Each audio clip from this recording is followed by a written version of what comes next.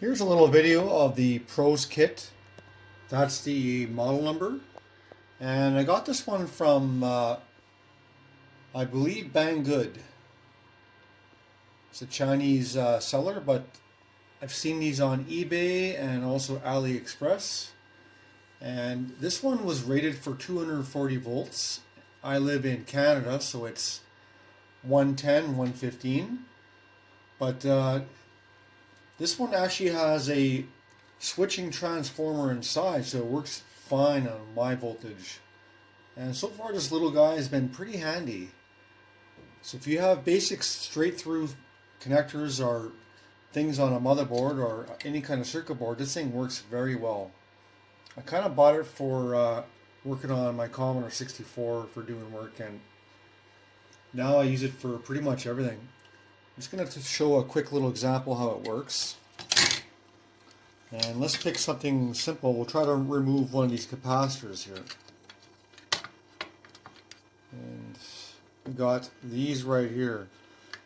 To do a really good job, you should use flux on there anyway. Makes a bit of a mess, but you could sometimes get away without using it. I'm just going to try to put this camera here. Give me 1 second in my sort of holder here. Okay, I got the camera set up here a little bit, and we're going to try to remove some of these caps.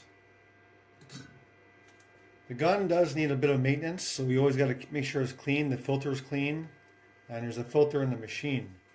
These tips sometimes too, they get plugged, and you need to run the little wire through them. Oops. Got this little tip cleaner.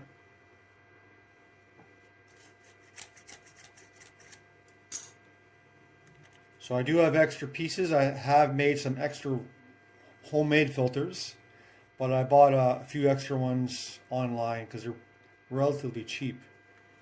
Like I said, it does work better with flux, but we're going to try to see if it works without flux first. So basically, I got the temperature set at 371 Celsius. I think that's around, you could do the math conversion for Fahrenheit, but this thing only works in Celsius, so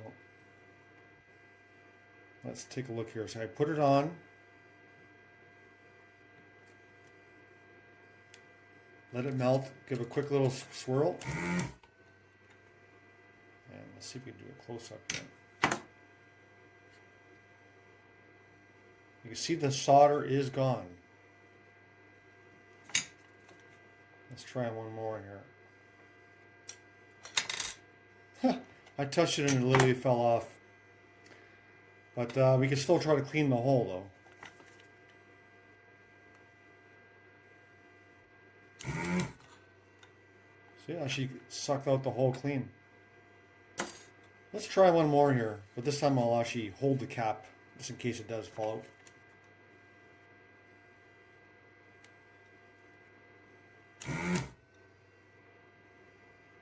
You can see when I wiggle it, it is moving. Let's try now the other one.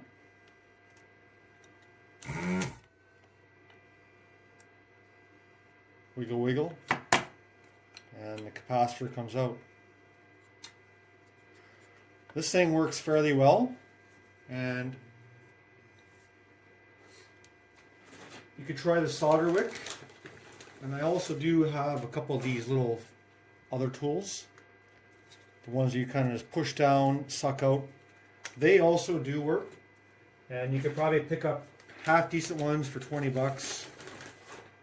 So you can always give that a shot. Let's just try a couple more here.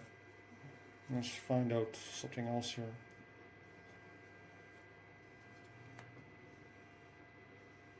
Here's one of these high voltage caps. So now this one here has a little bit of a long lead. So sometimes you might have to trim that off with a flush cutter, but let's give it a shot, this one first. Oops. Seen the solder melt. Did it actually come loose? Yeah, I can see it come loose. I can wiggle around a bit. So that one's a little more tricky. You're gonna have to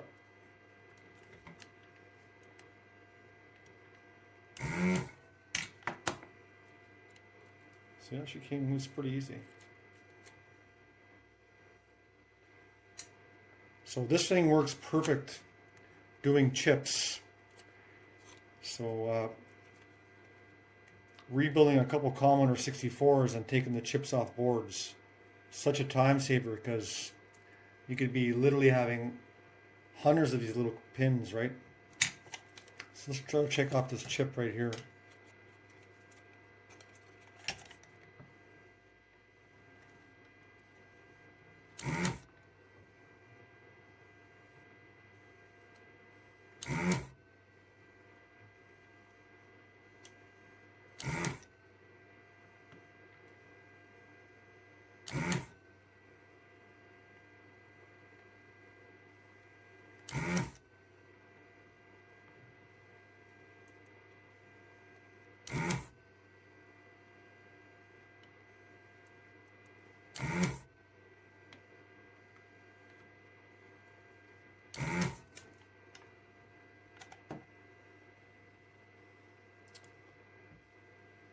Just gonna look under my magnifier. Give me 1 second here.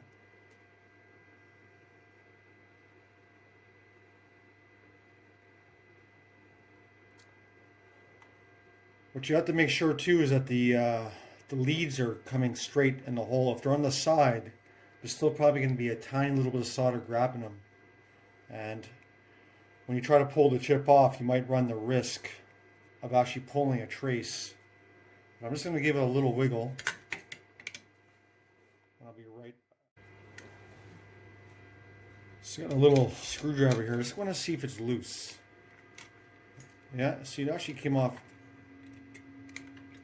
pretty straightforward.